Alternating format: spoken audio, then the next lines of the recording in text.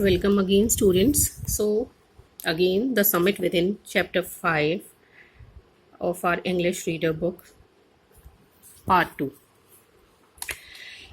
Now, we have studied so far about the summit, Mount Everest, in the words of Major SPS Ahluwalia, who was a member of first Indian expedition, the first, you can say, successful Indian expedition by India. The physical conquest means victory of a mountain is only one part of the achievement. It is only one part that you have climbed it. You have made it in the world book, world records. There is more to it than. It is followed by a sense of fulfillment. You find yourself something done, fulfillment. There is a satisfaction of a deep urge to rise above one's surroundings. You feel yourself a bit higher than your surrounding. It is the eternal love for adventure in man. It is about eternal love for adventure in man. You know that man by nature is adventurous. We do so many adventurous tasks. We go for paragliding, bungee jumping, so on, surfing. So many things are there, the adventure sports, which always inspire us, attract us. So it is also one of those eternal love for adventures. The experience is not merely physical. It is not only physical experience, it is emotional, it is spiritual also. Consider a typical climb towards the summit on the last heights. Here, the author wants to say that it is the final climb. That means you are a few miles, you can say, few kilometers away, or few meters even away from the summit. What is the feeling? What are the emotions of the climber at that time when you can surely see your top, you can surely see your destination. So it's a typical climb towards the summit on the last heights. You are sharing a rope with another climber. You form in. He cuts the step in the hard ice, then he belays and you inches your way up. See, Mount Everest cannot be climbed by a single person. Either you get your Sherpas or your other team members. He says that another climber cuts the hard ice, makes steps into it, and you start moving on to that step. The climb is grim. You strain every nerve as you take every step. These are the last moments. You have to strain every nerve of yourself. Every breath you have to give. Famous climbers have left records of the help given by others. He says even the famous climbers have kept the records that what kind of helps they have got from others. They have also recorded how they needed just that help, else they might have given up. He says that help which they received was the most needed at that time, otherwise they would have given up. Breathing is difficult. You curse yourself for having let yourself in this.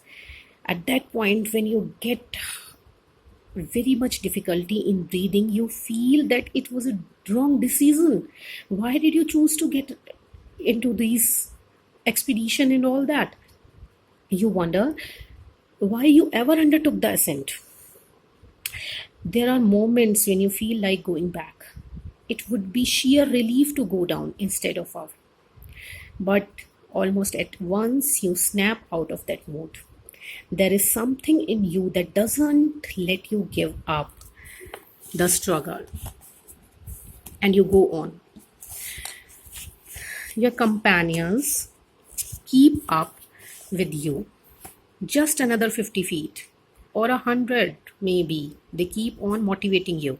Just come on, it's only 50 feet. You ask yourself, is there no end? You look at your companion and he looks at you. You draw inspiration from each other, and then, without first being aware of it, you are at the summit because you don't know the exact distance. Even inspiring each other, you get yourself on the summit. Looking round from the summit, you tell yourself that it was worthwhile, that yes, it was worthwhile to come here. Come on, it is jubilant. Other silvery peaks appear through the clouds. If you are lucky, the sun may be on them. If you are lucky to reach the top at that time when the sun is at the full bloom, he says the peaks, the other mountain peaks, looks like silver. The surrounding peaks look like a jeweled necklace around the neck of your summit. It feels like the top summit you are standing on, and other embracing summits are like a silvery jeweled necklace. Below you see vast valleys sloping into the distance. It is an ennobling, enriching experience. You just look down from the summit of a mountain. You bow down and make your obeisance to whichever god you worship. He says at the top you become so spiritual, you just forget everything. You bow down, kneel down, and pay your obeisance, your prayers to whichever god you worship. I left on Everest a picture of Guru Nanak. Rawat, his friend, left a picture of goddess Durga. Fu Dorzi left a relic of Buddha. Relic means a symbol of Buddha. It was like the entire team has left something. Edmund Hillary. Now, who was Edmund Hillary? The first person to step on the mountain, Mount Everest. Edmund Hillary had buried a cross under a cairn, that means the heap of rocks, in the snow. The first person who climbed the Everest, Edmund Hillary, put a cross because he was a Christian. These are not symbols of conquest but are of reverence. It is not that yes, we have victory, we have got the victory, we have conquered the peak. No, it is the symbol of reverence, it is the symbol of respect. The experience of having climbed to the summit changes you completely. There is another summit now. It is within yourself. It is in your own mind. Each man carries within himself his own mountain peak. That means each man has some kind of difficulties, some kind of problems, some kind of, things which we feel that we can't do it. We can't crack it. He must climb it to reach to a fuller knowledge of himself. Suppose a person wants to become a doctor. He or she has to clear or crack NEET exam first. So NEET is that summit in the person's mind that yes, I have to crack NEET. I have to overcome NEET in order to get myself into my dream career. It is fearful and unscalable. It cannot be climbed by anyone else. You yourself had to do it. Your parents, your near and dear ones can always encourage you, but it is only you who has to climb your difficulties. The physical act of climbing to the summit of a mountain outside is akin means the same to the act of climbing the mountains within. The effect of both the climbs are the same. Whether the mountain you climb is a physical or emotional or spiritual, the climb will certainly change you.